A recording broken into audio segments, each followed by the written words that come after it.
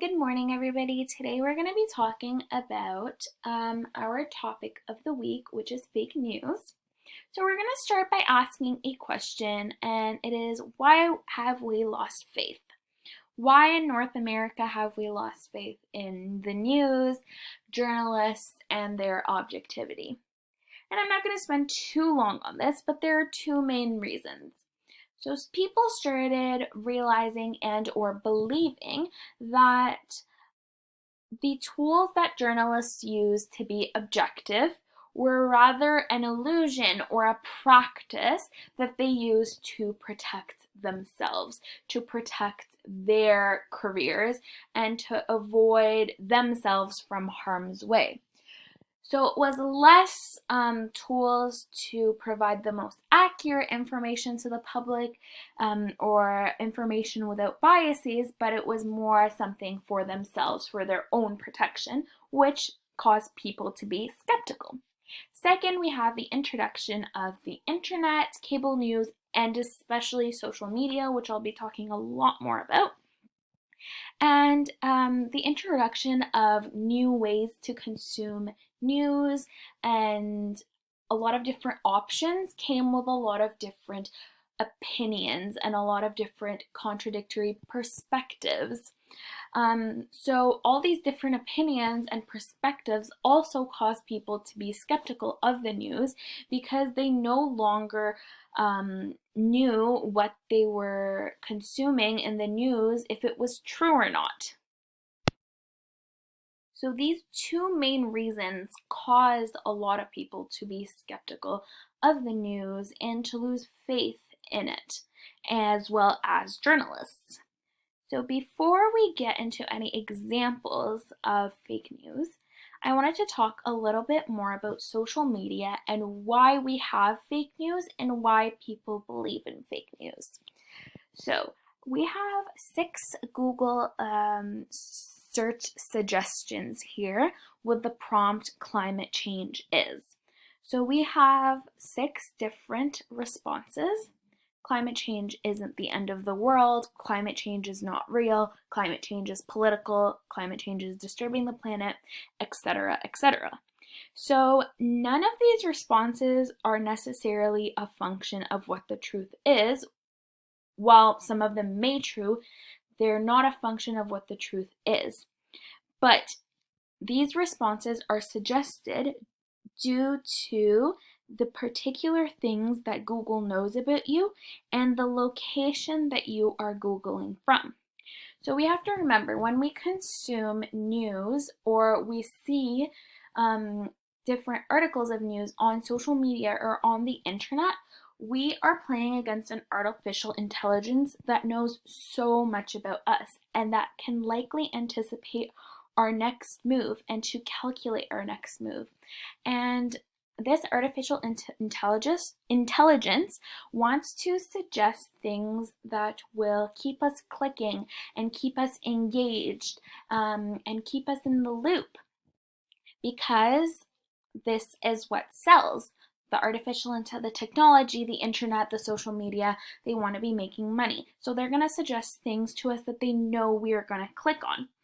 And as a study conducted by MIT, we know that fake news on Twitter spreads 6 times faster than true news. So a lot of fake news goes unregulated because it makes social media platforms billions and billions of dollars. So moving on from that, I wanted to introduce our first example of a piece of news from the 2016 presidential elections in the United States that has actually recently resurfaced. So if you're not familiar with Pizzagate, Pizzagate was a piece of news that was circulating in the 2016 elections that claimed that Hillary Clinton's party and a lot of high-ranking Democrats were organizing and conducting a sex trafficking ring and a human trafficking and child sex trafficking ring from the basement of various pizza parlors. So obviously, right away, the Democrats claimed that this was not fake. This was fake news. They claimed it was fake news, obviously, because they wanted to protect their image, they wanted to protect their campaign, and they wanted to protect Hillary Clinton's chance at election. Whereas you have the Republicans that claimed, of course, it was not fake news because they kind of wanted to solidify their personal ideology and they wanted to become more comfortable in their own sense of reality that Hillary Clinton was a bad person. So, through Pizzagate and the belief of Republicans that this was not fake news, it led to a lot of Republicans becoming really angry and actually taking firearm to pizza parlors to save these supposed children that were held captive by the Democratic Party. So, this piece of news was obviously meant to influence people's political perspective, whether it be one way or the other. And while some of us look at this piece of news and we say, oh, how stupid, or how could these people believe that, we have to remember that this is the information that a lot of people are constantly seeing. And the thing is, we see completely different worlds, each and every one of us, because our worlds are based off of our computers, our phones, our interactions, and our world on social media is calculated by what is perfect for each and every one of us, which creates kind of our own reality with our own facts. And it creates the false sense that everybody agrees with you. So once you are exposed to opinions or facts or news that oppose your point of view, you completely discredit it and you claim that these people are stupid. So this is kind of the problem with fake news, that it kind of separates and distances two sides away from one another. While this piece of news has been deemed as fake news and a conspiracy theory, it has actually resurfaced on TikTok recently, which I find really, really interesting. So we have Justin Bieber here doing a live, and somebody commented, touch your hat if you were part of the Pizzagate child human trafficking scheme. So he obviously has his hand touched on his hat in this picture to the right, and you see people flooding his live with messages and his Instagram comments like, you guys missed a message, pizza, hat, hat, hat, hat. He's touching his hat. So obviously Pizzagate became viral once again, and it actually has 82 million views on TikTok in the past recent months in late 2020. So while this example is seemingly like harmless and it didn't do that much physical harm to human beings, we have more examples of how fake news can really harm individuals and groups of people. Take the Rohingya Muslims genocide and crisis in Myanmar, for example. So this genocide was conducted, experts say, largely due to fake news about Rohingya Muslims.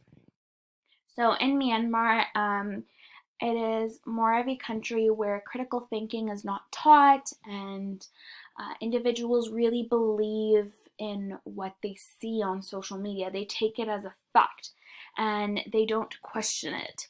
So this has really led to really negative repercussions for the Rohingya Muslims due to fake news. And obviously, we see fake news everywhere from small to big in our day-to-day lives, especially now considering the coronavirus and its fear that it's caused and the political nature that it has taken. We see lots of examples of fake news. So how can we tell what is fake and what is not? Before I get into this, I think it's really, really important that we allow ourselves, even though it's really hard and aggravating at times, to be exposed to people that oppose our point of views. So if we allow ourselves to see the other side, it really will expand our thinking and help us resonate with them, see where they're coming from, and kind of eliminate the gap that we've created. But as for how we can tell if news is fake or not, it's a really hard question. I think the best technique is to use the 5 W's, which we've probably all learned since grade school. So who, what, where, when, and why. So whenever we see a piece of news, we have to ask who wrote it, what are their qualifications. We have to ask what. What does the article talk about? What sides does the article explore? And an important one is, does the article headline match the actual article? Because oftentimes headlines will be misleading in order to sell. Then we have to ask when. When was the article published? And if it was repurposed or updated, when was it repurposed or updated? We have to ask where. Where did we find this article? Does the website URL look credible? Did we find it on social media? Because often social media, as I mentioned, is looking to make money rather than inform you about accurate news. Did I find this on an opinion blog or a website? Or did I find this on credible, someone who is credible or a credible organization?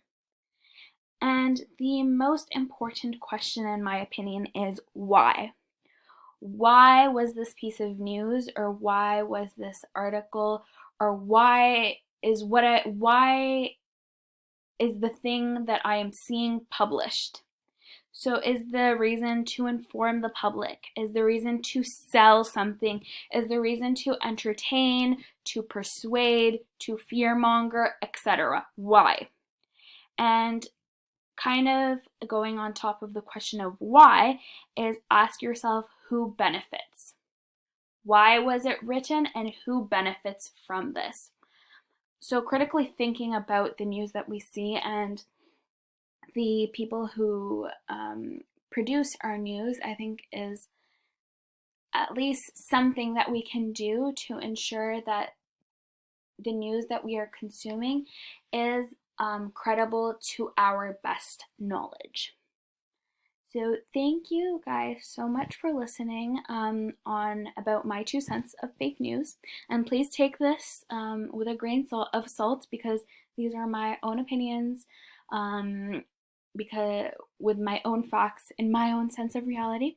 But thank you so much for listening, and remember to check your news.